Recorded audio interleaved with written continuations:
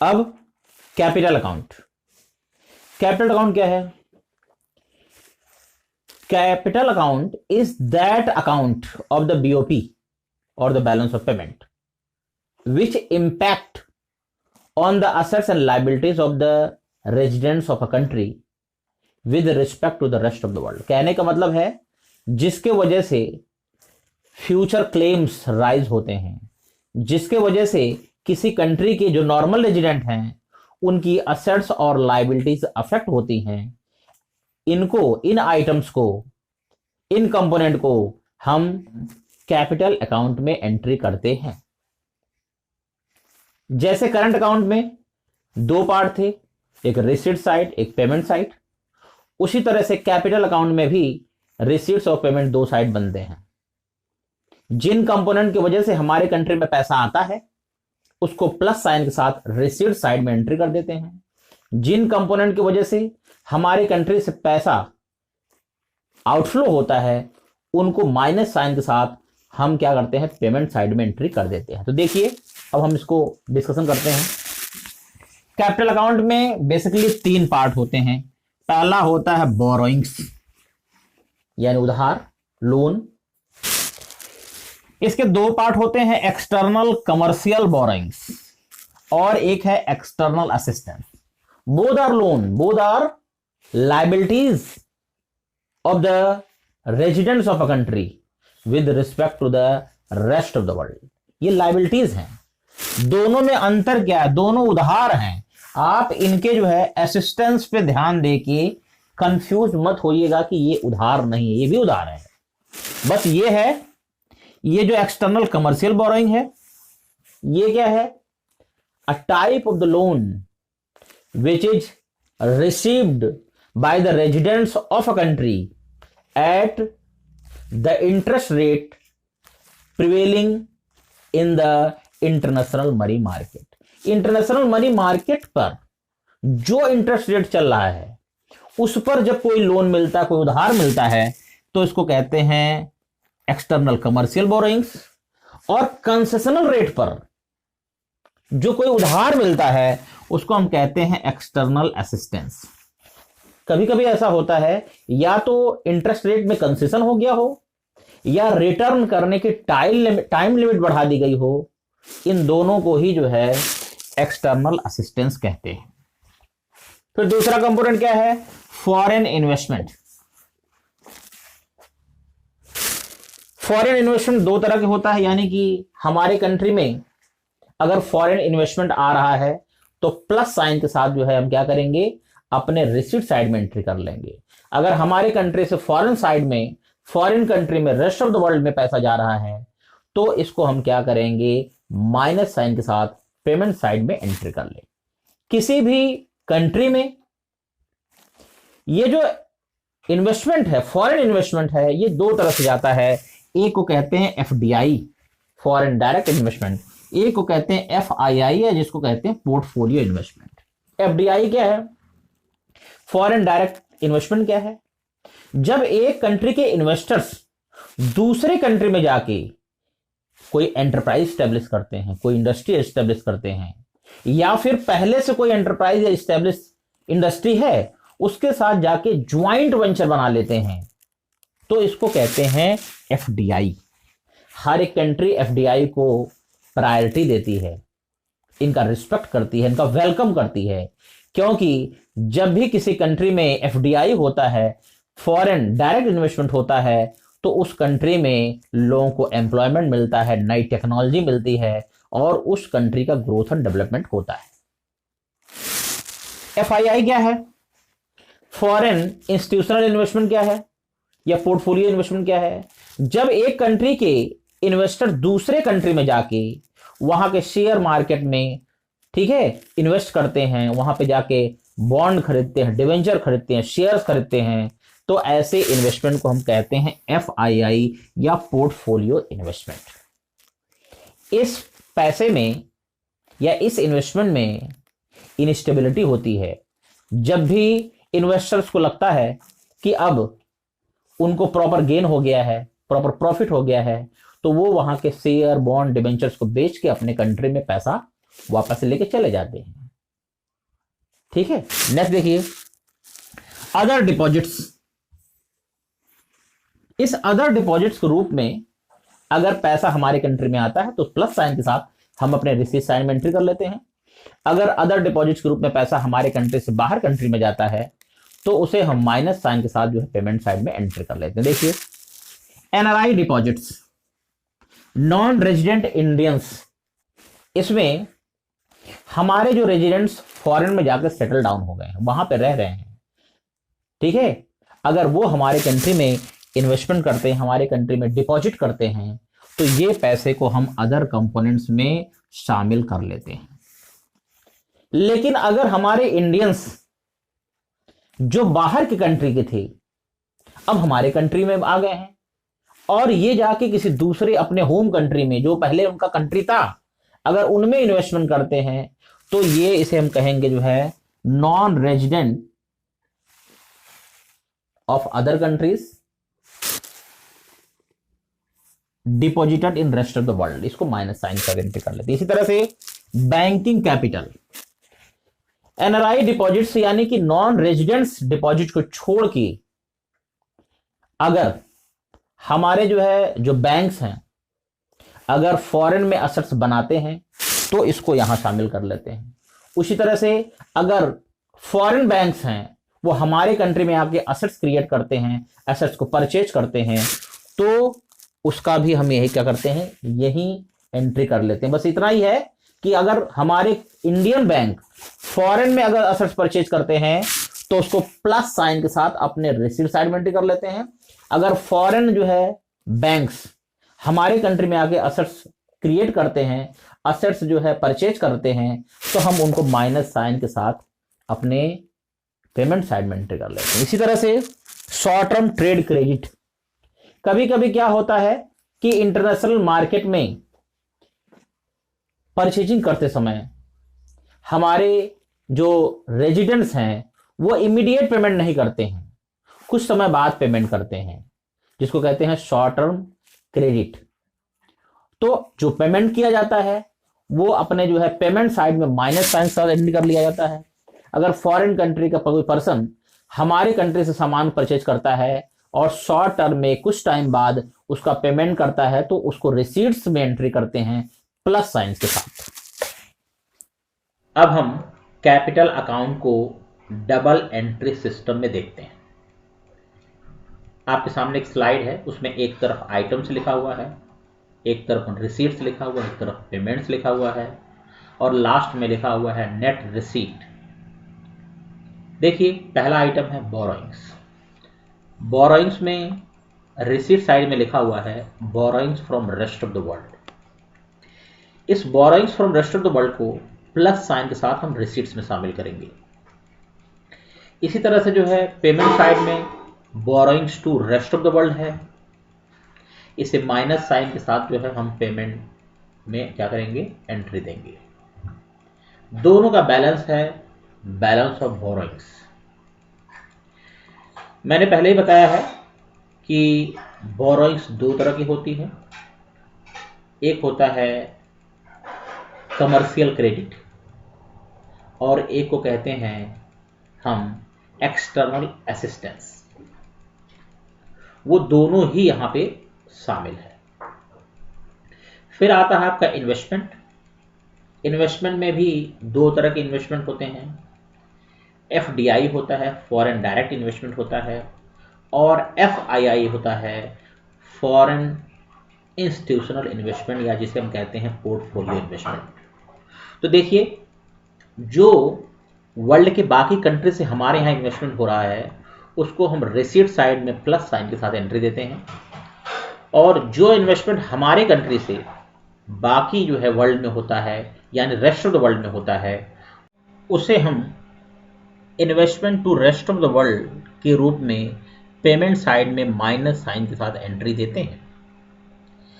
ये investment from rest of the world, investment to rest of the world का जो balance है इसको बैलेंस ऑफ इन्वेस्टमेंट कहते हैं।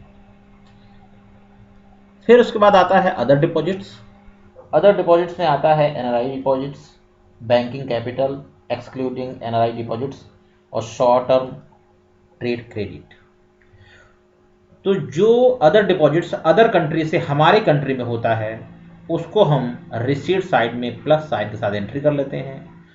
जो अदर डिपॉजिट्स हमारी कंट्री से रेस्ट ऑफ द वर्ल्ड में होता है उसको हम माइनस साइन के साथ पेमेंट साइड में एंट्री कर लेते हैं, और दोनों का बैलेंस होता है उसको हम बैलेंस ऑफ अदर डिपॉजिट्स कहते हैं।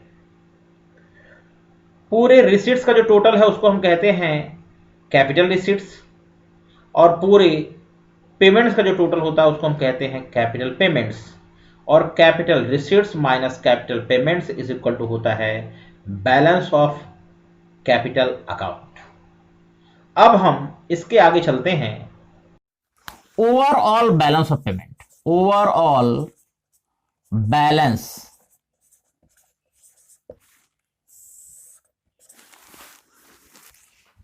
मैंने पहले ही कहा है कि कुछ कंट्री में ऐसी टेंडेंसी है कि ये लोग अपने बैलेंस ऑफ पेमेंट में केवल दो ही कंपोनेंट को शामिल करते हैं, दो ही मेजर कंपोनेंट को शामिल करते हैं, या दो ही अकाउंट बनाते हैं, एक है करंट अकाउंट, एक कैपिटल अकाउंट। अगर कोई कंट्री केवल अपने बैलेंस ऑफ पेमेंट में केवल अगर करंट अकाउंट कैपिटल अकाउंट को शामिल करेगी तो इनका ओवरऑल बैलेंस कैसे होगा? Balance of current account plus balance of capital account, और साथ साथ में इसमें टोटल कर लेते हैं एरर्स एंड ओमिशंस को, यानी कि कोई भूल चूक हो गई हो इसको, और इसी के बेस पर इसका ओवरऑल बैलेंस करते हैं। इसको हम कहते हैं बैलेंस ऑफ पेमेंट। इस केस में क्या होता है, अगर ऑफिशियल रिजर्व अकाउंट को इस बैलेंस ऑफ पेमेंट में इस कैपिटल अकाउंट के साथ अगर उसको ऐड नहीं करते, उसको नहीं जोड़ते हैं, तो इसका रिजल्ट क्या होता है? बैलेंस ऑफ पेमेंट आपका प्लस भी हो सकता है, बैलेंस ऑफ पेमेंट आपका माइनस भी हो सकता है, यानी कि ये आपका सरप्लस भी हो सकता है, ये आपका डेफिसिट भी हो सकता है, ये हमेशा जो है डिसइक्विलिब्रियम में हो सकता है, ऐसी पॉसिबिलिटी है।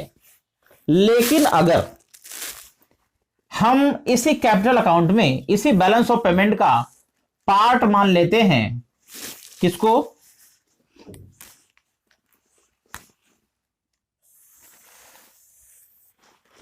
ऑफिशियल रिजर्व अकाउंट को।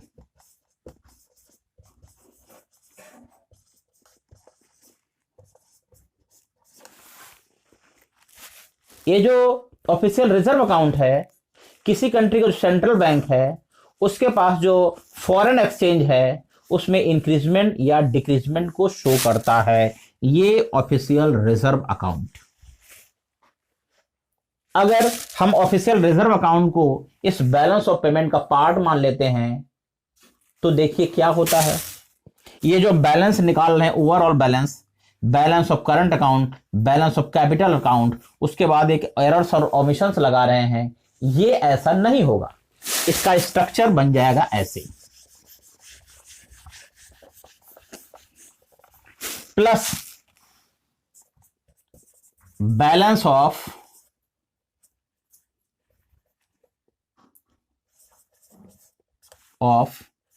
ऑफिशियल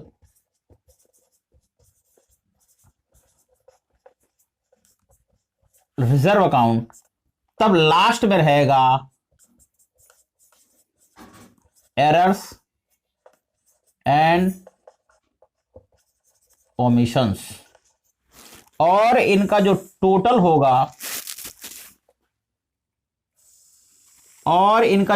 होगा ये बनेगा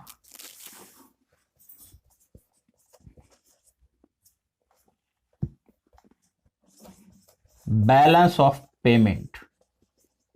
और इस केस में बैलेंस ऑफ पेमेंट हमेशा क्या रहेगा? इक्विलिब्रियम में रहेगा। यानी कि हमेशा ये क्या रहेगा, बैलेंस्ड रहेगा। क्या रहेगा, बैलेंस्ड रहेगा। अगर कभी भी ऐसा होता है कि करंट अकाउंट और कैपिटल अकाउंट का पेमेंट साइड ज्यादा हो जाता है, रिसीट साइड कम हो जाता है, तो इसका सिंपल सा मतलब है कि बैलेंस ऑफ पेमेंट आपका क्या है, डेफिसिट में है। तो ऐसे केस में इस ऑफिशियल रिजर्व अकाउंट से पैसा निकाल के इसको बैलेंस कर लिया जाता है। यानी सर जितना भी डेफिसिट हो रही है उसको मेंटेन कर लिया जाता है। और अगर मान लो इस करंट अकाउंट कैपिटल अकाउंट में पैसा एक्स्ट्रा हो गया यानी सरप्लस शो कर रहा है, तो वहां से पैसा निकाल के इस ऑफिशियल रिजर्व अकाउंट में डाल दिया जाता है और इस तरह से वो बैलेंस हो जाता है।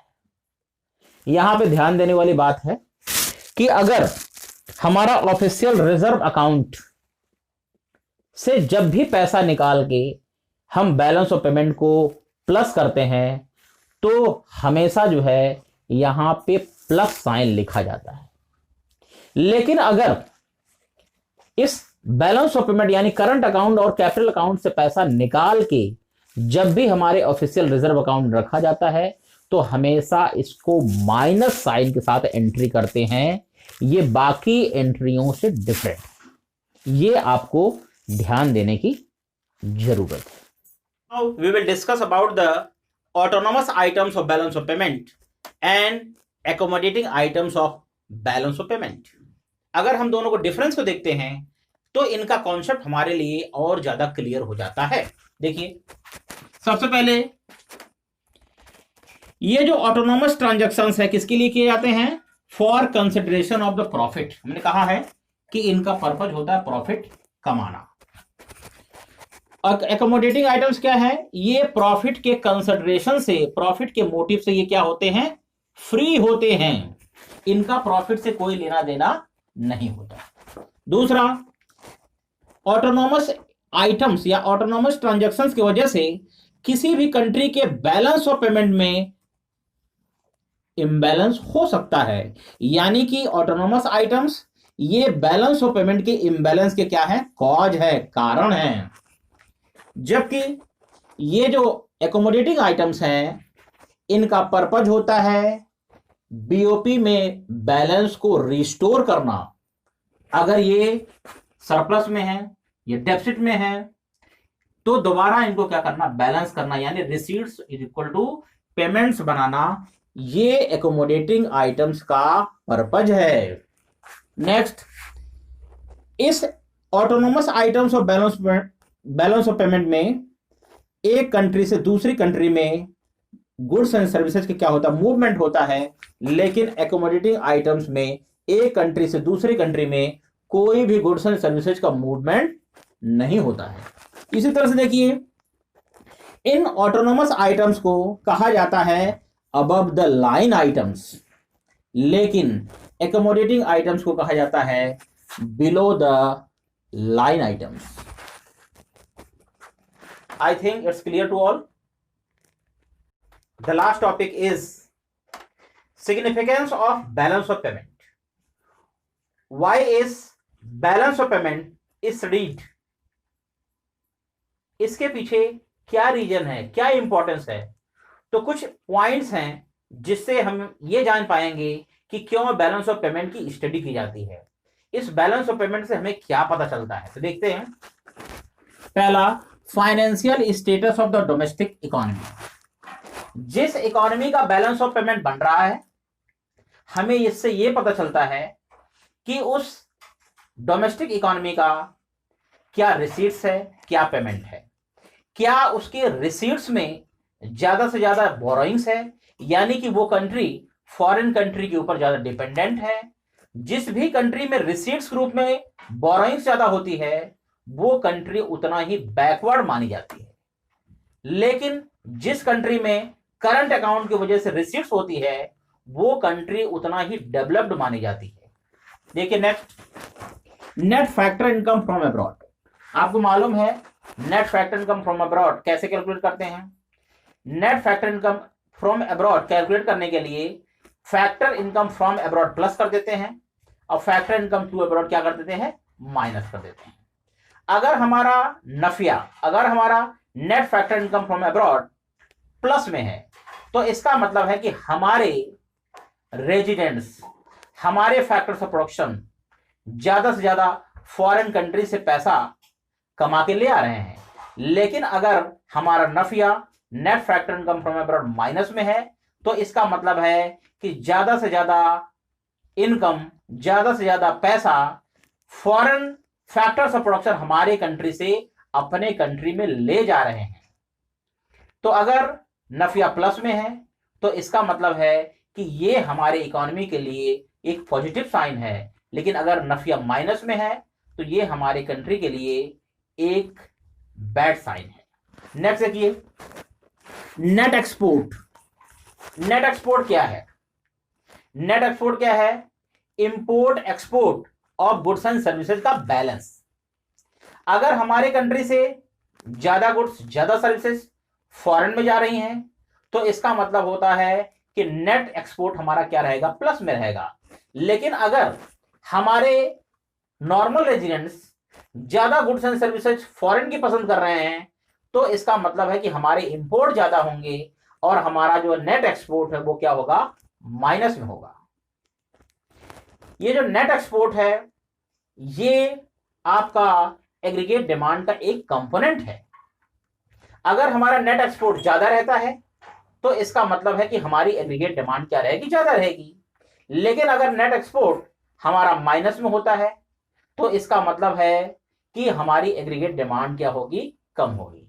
किसी भी इकोनॉमी के लिए, किसी भी डोमेस्टिक इकोनॉमी के डेवलपमेंट के लिए एग्रीगेट डिमांड होना ज्यादा जरूरी है। जितनी ज्यादा एग्रीगेट डिमांड उतनी ही जो है ज्यादा गुड्स एंड सर्विसेज का प्रोडक्शन, उतना ही एम्प्लॉयमेंट जनरेशन, उतना ही जो है ग्रोथ और डेवलपमेंट होता है। नेक्स्ट चलते हैं, मार्केट पोटेंशियल। हमारी जो डोमेस्टिक इकोनॉमी है वो इंटरनेशनल इन्वेस्टर्स के हिसाब से क्या पोटेंशियल है, क्या लोग उसमें इंटरेस्ट ले रहे हैं कि नहीं ले रहे हैं। अगर हमारे पास एफडीआई, एफआईआई के रूप में ज्यादा फंड हमारे कंट्री में आता है तो इसका मतलब है कि हमारे कंट्री का मार्केट पोटेंशियल अच्छा है।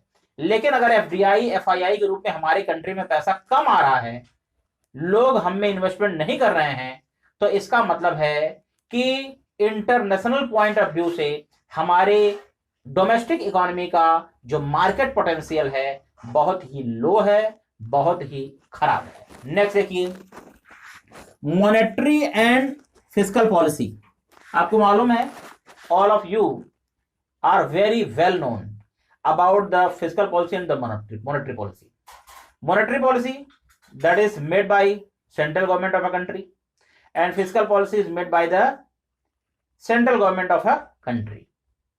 अगर मान लीजिए हमारे कंट्री में इन्वेस्टमेंट नहीं हो रहा है, एफडीआई, एफआईआई नहीं हो रहा है, तो इसका मतलब है कि हमारी मॉनेटरी पॉलिसी ज्यादा हार्ड है, हमारी फिस्कल पॉलिसी क्या है, ज्यादा हार्ड है। तो गवर्नमेंट इन दोनों मॉनेटरी पॉलिसी और फिस्कल पॉलिसी में ये चाहता है कि थोड़ा सा इजी बनाया जाए, टैक्स के लॉ थोड़ा सा कम किए जाएं, थोड़ा सा मेंटेन किए जाएं, टैक्स हमारे यहाँ कम किए जाएं। इसी तरह से जितने भी नियम कानून हैं वो क्या किए जाएं, थोड़े से टेंडर किए जाएं, शॉर्ट किए जाएं, ताकि लोग हमारे कंट्री में क्या कर सकें, इन्वेस्टमेंट कर सकें। तो आज के लिए इतना ही है। इसी बैलेंस ऑफ पेमेंट का जो एक 6 मार्क्स का टॉपिक है, इसी में नेक्स्ट वीडियो में हम फॉरेन एक्सचेंज रेट के बारे में डिस्कशन करेंगे। तब तक के लिए बाय बाय, जय हिंद।